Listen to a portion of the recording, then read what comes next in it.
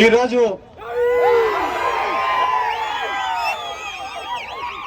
YSR Congress party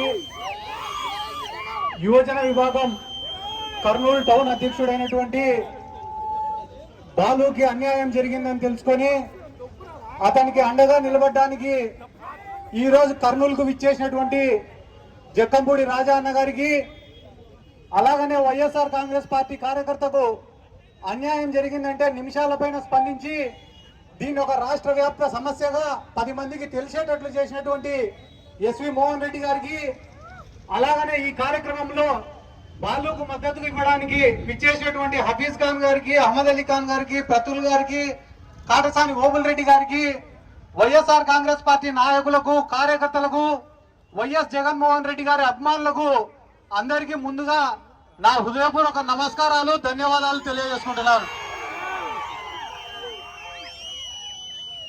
బాలుకు అన్యాయం జరిగింది, పాపం ఆయన ఆత్మహత్యాయత్నం చేసినాడని తెలుసుకొని నిన్న ఆయన ఇంటికి వెళ్ళడం జరిగింది. మేము ఆయన ఇంటికి వెళ్ళిన తర్వాత అక్కడ విలేకరులు నన్ను అడిగినారు, దీనిపైన మీ స్పందన ఏముంది అని అడిగితే, నేను మంత్రి గారిని అడిగినా, సార్ మీరేం సార్ అంతా ఖాళీగా ఉండారా, మీకేం పనులు లేవా, మీకు ఒక శాఖ ఇచ్చినారు కదా సార్ పని చేయమని, ఆ పనులన్నీ సాలించుకొని ఈ పిల్లోని మీద ఎందుకు పడినావు సార్, నువ్వు తప్పు కదా సార్, నీకు 10 మందికి మేలు చేసేదానికి, ఈ కర్నూలుని అభివృద్ధి చేసేదానికి మంత్రి పదవి ఇస్తే ఆ పిల్లోడి పైన పగ తీర్చుకునేదానికి నీ మంత్రి పదవిని వాడుకుంటాను కదా సార్, తప్పు సార్ అని చెప్పి నేను మీ మీడియా వాళ్ళకి చెప్పిన.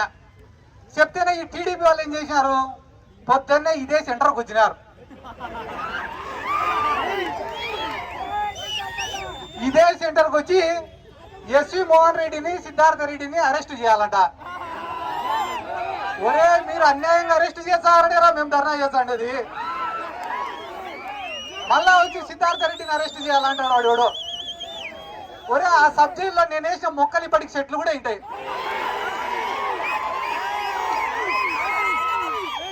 ఇలా మళ్ళా కొత్తగా వచ్చి వీళ్ళు నాకు సబ్జెక్టుని పరిచయం చేస్తామంటే నవ్వేదానికే ఏడ్చేదానికే ఇవన్నీ సిగ్గుండాలన్నా. వాళ్ళ బతుకులకు కొంచెమన్నా రోషం, మానం, మర్యాదను ఉండాలా. ఎస్వి మోహన్ రెడ్డిని అరెస్ట్ చేసినా ఒక అర్థం, సిద్ధార్థ రెడ్డిని అరెస్ట్ చేసినా ఒక అర్థం కాదన్నా. అమ్మాయి కూడా ఆ పిల్లోడు సతీష్ అనే పిల్లోడిని రోజు స్టేషన్ కాడికి తిప్పుతాంటే మన ఇళ్లలో పిల్లలు లేరా అన్న. ఒక పిల్లోడు చచ్చిపోతే ఆ కుటుంబంలో ఎంత క్షోభ ఉంటుందో వీళ్ళకేం తెలుసా అన్న, డబ్బు నెటోళ్ళకి. రోజు ₹1 కోటి ఎత్తుతా ఆడిన మినిస్టర్. వాస్తవం చెప్తా, ఒకటి రాసి పెట్టుకోదా, మీడియా వాళ్ళు ఉన్నారు, మినిస్టర్ కూడా చూస్తున్నాడు ఖచ్చితంగా.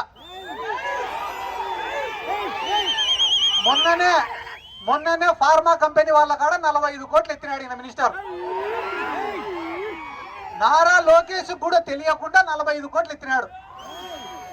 ఎత్తితే నారా లోకేష్ పిలిపించినాడు భరత్ని, పిలిపించి నాకు తెలియకుండా నువ్వు ఎట్ట ఎత్తినావు,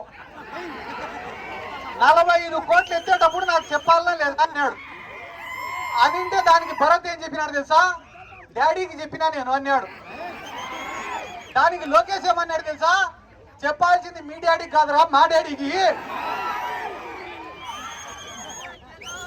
వీళ్ళు ఇంత నీచంగా ఇదే పూడిచెర్ల కాడ సోలార్ పడితే దాని పక్కన 1600 ఎకరాలు కొనుక్కునేదానికి ఈ టీజీ భరత్ సిద్ధమన్నాడు. మొన్న వాయినా వాళ్ళ పిఏ ఇద్దరు కలిసి పోతారంట కారులో. పోతా అంటే ఈ టీజీ భరత్ చెప్పినంట వాళ్ళ పిఏకి, ఒరే ఈ ల్యాండ్ భలే ఉందిరా బుజ్జగించు. ఒక చిన్న పిలుపుతో ఏ వైఎస్ఆర్ కాంగ్రెస్ పార్టీ కార్యకర్త జోలికి వచ్చినా రాష్ట్రంతా కూడా వారికి తోడుగా నిలుస్తామనేటువంటి ఒక గొప్ప మెసేజ్ని పంపిన రీతిలో ఇంతగా ఎండలు మండుతూ ఉన్నప్పటికీ కూడా ఇంత పెద్ద ఎత్తున ఈవేళ వాళ్ళకి సంఘీభావం తెలియజేయడానికి ఇక్కడికి వచ్చినటువంటి వైఎస్ఆర్ కార్యకర్తలందరికీ కూడా పేరు పేరున నా యొక్క నమస్కారం. గడిచినటువంటి 2 సంవత్సరాలుగా మనం చూస్తా ఉన్నాం, ఎన్నికల్లో కుప్పలు తెప్పలుగా హామీలు, ప్రజల ఓట్లని కొల్లగొట్టి అధికారంలోకి వచ్చిన తర్వాత, ముఖ్యమంత్రి పీఠంలో కూర్చున్న తర్వాత ఆ యొక్క హామీలు కొదిలేసి ఎంతసేపు ఉన్నా కూడా ఏ కాంగ్రెస్ పార్టీ కార్యకర్తల మీద కేసులు పెట్టాలి, ఆర్థికంగా నష్టం కలగజేయాలి, భౌతికంగా దాడులు చేయాలి అనేటువంటి ఏకైక లక్ష్యంతో ఈ ప్రభుత్వం గాని ఈ కూటమి పార్టీలకు సంబంధించినటువంటి నాయకులు గాని పనిచేస్తా ఉన్నారనేటువంటిది మనందరికీ కూడా స్పష్టం అవుతా ఉంది. మరి గడిచినటువంటి ఈ 2 నెలల్లో పెద్ద ఎత్తున రాష్ట్ర వ్యాప్తంగా శ్రీకాకుళం నుంచి మొదలుపెట్టి ఈ రాయలసీమ ప్రాంతం వరకు కూడా వేలాది కేసులు పెట్టి లక్షల మంది మన కార్యకర్తల్ని భయభ్రాంతులకు గురి చేయడానికి అనేక రకాల కుయుక్తులు పొందారు ఈ కూటమి ప్రభుత్వంలో ఉన్నటువంటి నాయకులు. కానీ ఈవేళ ఇక్కడ ఉన్నటువంటి మన పార్టీ కార్యకర్తలందరినీ కూడా అడుగుతా ఉన్నా, ఎక్కడైనా ఏ ఒక్క కార్యకర్త అయినా వీళ్ళు పెట్టినటువంటి కేసులకి భయపడ్డారా అని చెప్పని అడుగుతా ఉన్నా. మీరు పెట్టేటటువంటి కేసులకి భయపడేటటువంటి వాళ్ళు ఎవరు లేరు అనేటువంటిది ఇప్పటికైనా స్పష్టతని తెచ్చుకోండి అని చెప్పి ఈ కూటమి నాయకులకి హెచ్చరిస్తా ఉన్నాం. ఎందుకనంటే మీరు ఏదైతే ప్రజల్లో ఇవాళ గనక వస్తే పెద్ద ఎత్తున వ్యతిరేకత ఉంది అనేటువంటి ఏకైక భయంతో ఇవాళ ఏ రకంగా వైఎస్ఆర్ కాంగ్రెస్ పార్టీ నాయకుల్ని భయపెట్టాలి, సోషల్ మీడియాలో ఎవరైనా పోస్ట్ పెడితే భయపడేటటువంటి పరిస్థితి. మరి ఇవాళ బాలు మనతో పాటుగా వైఎస్ఆర్ కాంగ్రెస్ పార్టీలో పనిచేస్తా ఉన్నాడు. కర్నూలు టౌన్ యూత్ ప్రెసిడెంట్ గా పనిచేస్తా ఉన్నటువంటి బాలుకి కూడా భయపడేటటువంటి పరిస్థితి.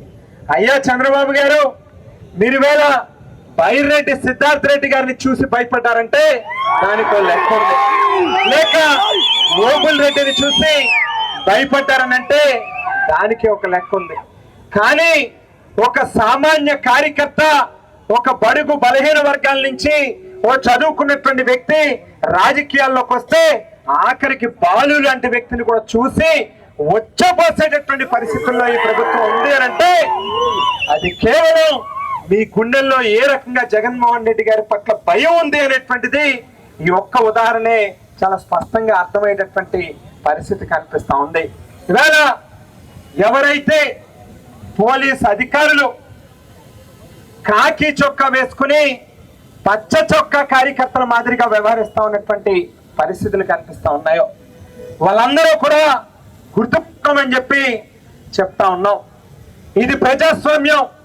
భారతదేశంలో డాక్టర్ బాబాసాహెబ్ అంబేద్కర్ గారు రాసినటువంటి రాజ్యాంగం నడవాలి తప్పితే లోకేష్ రాసినటువంటి రెడ్ బుక్ రాజ్యాంగాన్ని మీరు పావులుగా వారి రాజకీయాల్లో మీరు ఉపయోగపడదామని అనుకుంటే ఆ రెడ్ బుక్ రాజ్యాంగాన్ని అమలు పరిచేటటువంటి దాంట్లో మీరు కూడా భాగస్వాములు అవుతే ఖచ్చితంగా రేపన్న నాడు మాత్రం దానికి తగినటువంటి మూల్యం చెల్లించుకునేటటువంటి రోజు వస్తుంది అనేటువంటిది మాత్రం గుర్తుపెట్టుకోండి అని చెప్పి ప్రతి పోలీస్ అధికారికి కూడా చెప్తా ఉన్నాం. ఇవాళ బాలుని 4 కొట్టాం, పోలీస్ స్టేషన్ తీసుకెళ్లి 4 కేసులు అక్రమంగా బనాయించి ఇబ్బంది పెట్టామని చెప్పి ఓ పైశాచిక ఆనందం పొందొచ్చేమో. కానీ బాలుని మీరు కొట్టినటువంటి దెబ్బలు నిన్ననో మొన్ననో లేకపోతే ఈవేళ రేపటికో బహుశా ఆ దెబ్బ తాలూకా నొప్పి బాలుకి తగ్గుతుంది. కానీ రేపొకసారి మేము అధికారంలోకి వచ్చిన తర్వాత ఎవడెవడైతే కాకి చొక్కాలు వేసుకుని తెలుగుదేశం పార్టీ కార్యకర్తలుగా పొలిటికల్ ఏజెంట్గా పనిచేస్తా ఉన్నటువంటి ప్రతి నా కొడుకుకి కూడా చెప్తా ఉన్నా, దెబ్బ చావు దెబ్బలాగా ఉంటుంది అనేటువంటి విషయాన్ని మాత్రం గుర్తుపెట్టుకోమని చెప్పి చెప్తా ఉన్నాం. శేషయ్య అనేటువంటి సర్కిల్ ఇన్స్పెక్టర్ కేవలం ల్యాండ్ సెటిల్మెంట్ల కోసం, మరి మక్క దందాల కోసం అతన్ని తీసుకొచ్చి ఇవాళ 3 టౌన్ స్టేషన్ లో సర్కిల్ ఇన్స్పెక్టర్ గా పోస్టింగ్లు ఇచ్చారు. పోస్టింగ్ ఇచ్చిన నాటి నుంచి ఈ రోజు దాకా కూడా సాక్షి పేపర్ కి సంబంధించినటువంటి విలేకరు మీద చేయి చేసుకోవడం దగ్గర నుంచి మొదలు పెడితే మరి నిన్న కాక మొన్న మన సతీష్ చిన్న వయసులో ఒక అమాయకుడు అతన్ని ఏ రకంగా బలిగొన్నారో పొట్టను పెట్టుకున్నారో మనం చూసాం. మరి వాటి మీద కేసులు ఉండవు, లేకపోతే ఒక మహిళా సర్కిల్ ఇన్స్పెక్టర్ మీద దాడి చేస్తే తెలుగుదేశం పార్టీ కార్యకర్తల మీద, ఎంఎస్ఎంఈ డైరెక్టర్లుగా పనిచేస్తున్నటువంటి వాళ్ళ మీద కేసులు ఉండవు. కానీ ఏమీ తెలియనటువంటి ఒక అమాయకుడు వైఎస్ఆర్ కాంగ్రెస్ పార్టీ జెండా పట్టుకుంటే మాత్రం వాళ్ళ మీద సారా కేసులు పెడతారు, డ్రగ్స్ కేసులు పెడతారు, ఉన్నవి లేనివి అన్ని జోడించి ఇవాళ బాలు లాంటి వాళ్ళ మీద ఏ రకంగా భయపెట్టాలనేటువంటి ప్రయత్నం చేస్తారు. అయితే శేషయ్య అనేటువంటి సర్కిల్ ఇన్స్పెక్టర్ బహుశా ఎక్కడ ఏదో మూల ఉండి ఒక చువేసి వింటా ఉంటాడు. అతనికి చెప్తా ఉన్నాం, 2029లో వైఎస్ఆర్ కాంగ్రెస్ పార్టీ జెండా ఎగరడం అనేటువంటిది 100% జరుగుతుంది. 5 ఏళ్ల కాలం నీ ఒంటి మీద కాకి చొక్కా ఉంటే ఒట్టు అని చెప్పి ఇవాళ చెప్తా ఉన్నాం. వచ్చే 5 ఏళ్ళు కూడా